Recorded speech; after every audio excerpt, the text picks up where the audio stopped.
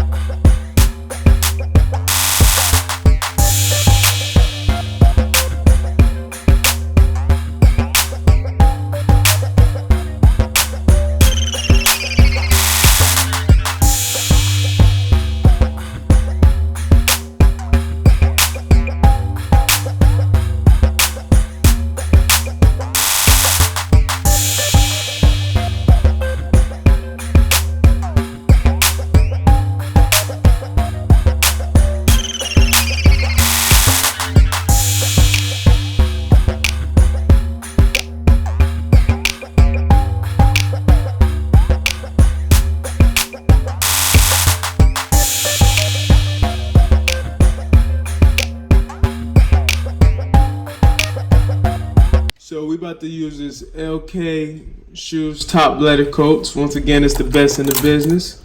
Makes it scratch resistance, but all you do is take your airbrush, take a little bit of drops of this, like so. And we're going to apply this right over this shoe on some light coats. We only need about 1.5 layers.